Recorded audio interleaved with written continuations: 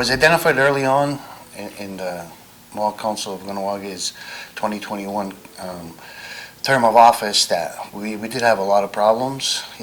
Some of those that were brought to light was obviously the Me Too Twitter awakening movement that had really identified certain aspects that our community was going through, followed by Indian Day School settlement that brought and triggered a lot of memories and emotions that people weren't quite ready for. Day school, residential day school. We have COVID restrictions that were affecting us, and also the Father Lajoie incident. So it was identifying that community had a lot of problems, and we needed to help to come up with a plan for a community healing plan. So was mandated by my table to reach out to KSCS in collaboration. So I'm happy to say here today we are starting a collaboration today to bring community healing to Kahnawake and to the community. This is one series that you would not want to miss. I think it's important that we have special speakers that can identify, and maybe you can relate to some of the speakers that will be presented towards you and help you on your healing journey. So overall mental wellness and holistic approach to community healing. Obviously the journey that involves with individuals' healing growth will just build our strong family unit and overall mental health of our community members. As Chief Ryan Montour mentioned, right, so he reached out to us at KSCS because it was really important for the table, for the MCK table, to have a community healing plan because of all the things that he mentioned, all the things that our community has been through. And those are, of course, recent things. There's been things since kind of the beginning of time, right? And so we were super happy to partner with them to do this. So what we're going to do is we're going to have an actual speaker series.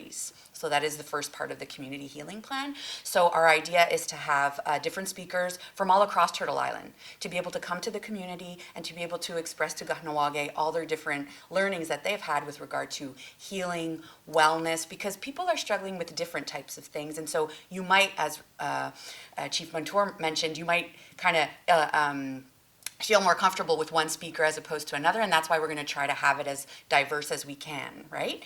So the first event, so what we're here to talk about today is that the first event in this series is going to be a 3-day workshop with our very own Gowensitsawi Malash, who of course everyone knows and is local to Kahnawake. So that's how we wanted to start the series, because we have so much wonderful knowledge in this community that we wanted to showcase that, of course. And her workshop is very powerful, and if you've never been able to attend, well, this is really your opportunity.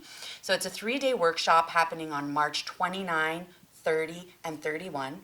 It's at the Golden Age Club. Gowensitsawi has prepared a wonderful workshop, an agenda of, community strengths, community challenges. How do we heal our families? How does it look in our own personal life when we've been through some of the stuff that we've been through? How does it affect the community? How can we celebrate healing families? So that's what that one is going to be about. And like I said, it's really powerful. Now, what's really important is there's only spot for 30 people for it to remain, contained and to be able to really have some great dialogue. And so it's important that people sign up. That's the main thing that I want to push today, is that you can sign up with me, Alana, Kane, by calling 450-632-6880, so here at KSCS, or you can email me at Alana, ALANAK, at kscskahnawake.ca. So it's all free for the community. So like I said, all you have to do is sign up at those different in those different ways that I mentioned. So it's free to the community. There's a 30-person max though, so that it remains manageable. And there'll be snacks and lunch included. So that too, you don't have to worry about going. And we also want people to stay for lunch if possible, because it really keeps the cohesion. Another thing that isn't mentioned maybe on the poster, but I want this to really be stressed to any event that we have. If you have a reason why you can't make it, if mobility is an issue, if transportation is an issue, we never want that to be a barrier. So please, when you call me or email me, just mention that. Mention that you'd love to come to these things, but you have no way of getting there.